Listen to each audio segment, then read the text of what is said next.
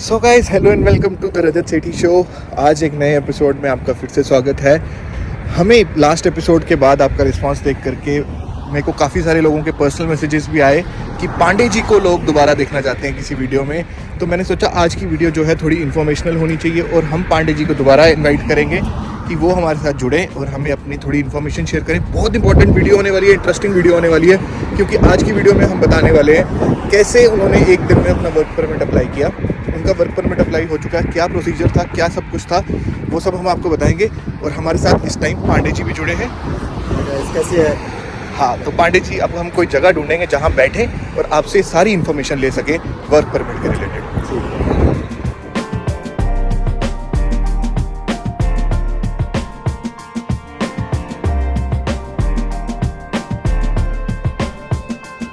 तो दोस्तों, कनाडा आने के बाद सबसे पहली रिक्वायरमेंट जो सबसे पहले माइंड में होती है वो होती है पीआर लेना। और पीआर लेने के लिए सबसे पहला स्टेप जो होता है वर्क परमिट होता है। वर्क परमिट के रिलेटेड आज का हमारा व्लॉग है। आज के व्लॉग में हमारे साथ पांडे जी हैं जिन्होंने एक दिन में अपना वर्क परमिट अप्लाई किया और कल ही इनका वर्क परमिट अप्लाई हुआ। तो हमने सोचा इस टॉपिक पर बात करने के लिए इनसे अच्छा कोई नहीं हो सकता। तो पांडे जी, सबसे पहले अपनी जर्नी के बारे में बताओ। कब कनाडा आए थे, कौन से कॉलेज में एडमिशन लिया, क्या हुआ था, सब चीज़ बताओ। मैं कनाडा आया था 2023 जनवरी इनटेक था मेरा। ओके। तो मैं दिसंबर में आ गया था 2022 के। और मेरा डून कैंपस था किचनर का, कॉनेस्टोगा का, और मेरा इंटरडिसिप्लिनरी कोर्स था। ओके। हाँ जी। तो कैसा था कॉलेज में, कैसा एनवायरनमेंट था, कोर्स कैसा था, टीचर्स कैसे थे, ये थोड़ा बता दो। टीचर्स तो हमेशा बहुत ही ज़्यादा कोऑपरेटिव रहे हैं। मतलब लीव्स को लेके भी अगर तुम क्लास अटेंड नहीं कर रहे तो उनको एक बार बता दो तो उस चीज़ में ज़्यादा इशू नहीं क्रिएट करते इस चीज़ का। ओके। और जैसे कि क्लासमेट्स की बात की जाए तो पूरा इंडियन क्राउड ही था। अच्छा, इंडियन था? पूरा 99% इंडियन ही था। तो इंटरनेशनल स्टूडेंट्स बहुत ज़्यादा थे आपके? हाँ, सारे इंडियन ही थे। मतलब इंटरनेशनल भी क्या ही बोले, उनको इंडियंस ही थे, अपने सारे पंजाब के भाई बहन थे अपने। ओके। तो मतलब आपको कहीं पे ऐसा नहीं लगा होगा कि ठीक है आप कहीं अलग किसी कंट्री में या किसी और क्लास में एंटर कर चुके हैं जहाँ पे मोस्टली वाइट लोग हैं? नहीं ऐसा मतलब कुछ तो थे ही। घर वाली फीलिंग आ रही थी? हाँ, घर वाली फीलिंग आ रही थी। ऐसा लग नहीं रहा था कि कनाडा आके बैठे हैं। माइनॉरिटीज थी, एक दो चार बंदे आ जाते थे, कभी चाइनीज हो गए कुछ। ओके। तो आपके कितने मंथ्स का कोर्स था? मेरा 2 साल का कोर्स था, जो कि यहाँ पे एकेडमिक ईयर होता है 16 मंथ्स। ओके। तो ये कब कंप्लीट हुआ आपका? ये मेरा अभी इसी अप्रैल में खत्म हुआ। अभी आई गेस 1 हफ्ता हुआ है मेरे को, मेरी क्लासेस खत्म हुए हुए। 1 हफ्ता आपका कोर्स खत्म हो चुका है और उसके बाद आपने वर्क परमिट अप्लाई कर दिया। वो हो चुका है अप्लाई? हाँ, अप्लाइड हो चुका है। वो बेसिकली वो 1 हफ्ते का गैप इस वजह से आता है, जब तक ट्रांसक्रिप्ट आपकी अपडेट नहीं होती और आपके पास ऑफिशियल ट्रांसक्रिप्ट नहीं आती तब तक आप नहीं अपडेट कर सकते हो उसमें। अगर आप करने को तो कर सकते हो, आप अगर उसमें अपने पोर्टल में डाल रहे हो तो उससे पर वर्क परमिट डिले हो जाता है, तो वो डालना नहीं चाहिए। चलिए, हम अपने व्यूअर्स को बताएंगे वर्क परमिट अप्लाई करने की क्या क्या प्रोसीजर है, वो आपसे हम जानेंगे आज की वीडियो में। आगे कहीं चलते हैं और बैठ करके इस बारे में बात करते हैं। बिल्कुल।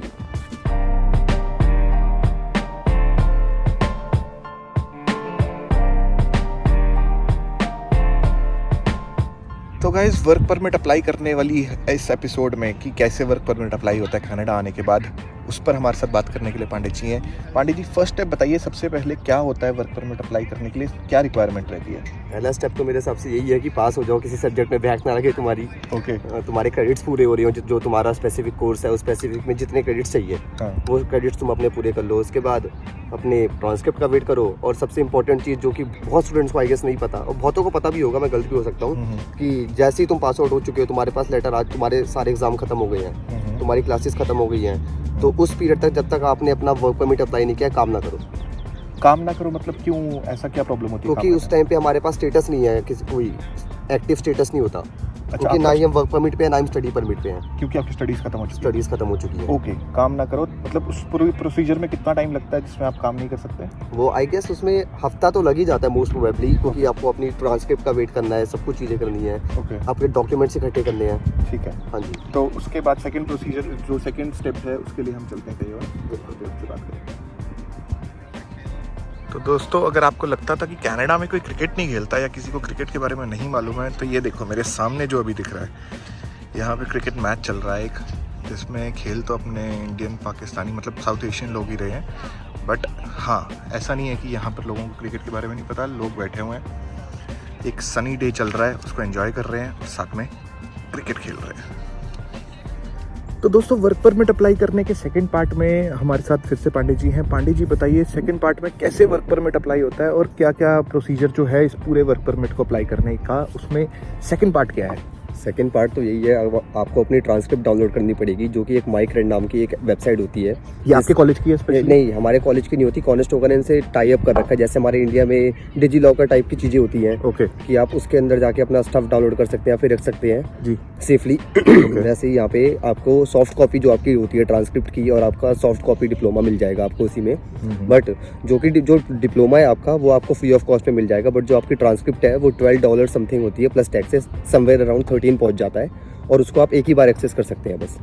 ओके, आप अगर दोबारा एक्सेस करेंगे तो आपको ये $12-13 दोबारा देने पड़ेंगे। तो इसलिए जब पहली बार जब आप एक्सेस करेंगे तो केयरफुली अपनी ईमेल एड्रेस वगैरह डालना, क्योंकि वो आपके ईमेल पे मेल हो जाएगी, तो उसके बाद शायद आपको एक्सेस करने की जरूरत नहीं पड़ेगी कभी भी। तो ये जो ट्रांसक्रिप्ट आप डाउनलोड करते हैं, ये सबसे ज़्यादा इंपॉर्टेंट होती है वर्क परमिट अप्लाई करने के लिए? फॉर श्योर, क्योंकि आपको अपनी ट्रांसक्रिप्ट तो डालनी पड़ेंगी कि आपके कौन से सब्जेक्ट में कितने मार्क्स आए हैं, आप किसी में फेल तो नहीं हो रहे, स्टफ लाइक दैट। ओके, तो वर्क परमिट अप्लाई माइक्रेड से ही होता है या कोई और नहीं वेबसाइट? नहीं, उसके लिए तो आपको IRCC की वेबसाइट पे जाना पड़ेगा, जिसके लिए आपको आपकी GC की होनी आपके पास बहुत जरूरी है, जो कि आपने इंडिया में जब वीजा अप्लाई करते हैं तो ओके, जो आईडी पासवर्ड आपको दिया जाता है एजेंट के थ्रू, ओके ओके, तो वो अप्लाई करने के लिए आपको IRCC के पोर्टल पे जाना पड़ता है। हाँ जी, ठीक है। तो IRCC पे कैसे अप्लाई होता है वर्क परमिट, ये आगे चल करके बताते हैं।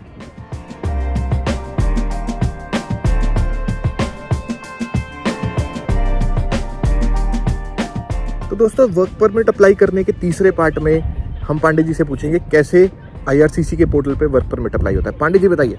आप सबसे पहले आपको, जैसे मैंने बताया था कि GC की चाहिए होगी आपको उस टाइम पे अपनी, तो उससे ही आप लॉगिन करेंगे। उसके बाद आप उसमें जब जाएंगे, आपको 4 डॉक्यूमेंट चाहिए होते हैं सबसे पहले तो। ओके, आपको चाहिए होगा अपना पासपोर्ट, आपको चाहिए होगा अपना वीज़ा जिस पे स्टैंप लग रखी है वो। ओके, आपको चाहिए होगा अपना एक फ़ोटो, डिजिटल फ़ोटो होनी चाहिए आपके पास, फोटोग्राफ आपकी कंप्लीशन लेटर होनी चाहिए आपके पास, और आपकी ट्रांसक्रिप्ट होनी चाहिए आपके पास। उसके बाद आपको एक फॉर्म भरना पड़ेगा जिसका नाम होता है, एक सेकंड में कंफर्म कर दूं, IMM 5710E फॉर्म होता है एक, आपको वो फॉर्म भरना है। और वो फॉर्म भरते हुए प्लीज़ बहुत ध्यान से भरें उसको, क्योंकि अगर आपने गलती से भी कोई एक गलत इन्फॉर्मेशन डाल दी, उसकी वजह से बहुत लोगों का रिजेक्शन आ जाता है। तो उसको 2 बार देख लो। कोई जान पहचान का बंदा है जो थोड़ा एक्सपीरियंसड है, उससे भी एक बार कंसल्ट कर लो इस बारे में। मैं तो ये बोलूँगा, बाहर जाके $250 खर्च करने से अच्छा है एक दो यूट्यूब वीडियो भी बहुत होंगी इसमें इससे रिलेटेड। और सेकेंडली कोई एक्सपीरियंस बंदा होगा तो और भी अच्छा रहता है। आपको वो करना है, और उसके बाद ये सब चीज़ें फॉर्म भरने के बाद आपको फीस पे करनी पड़ेगी समवेयर अराउंड $250।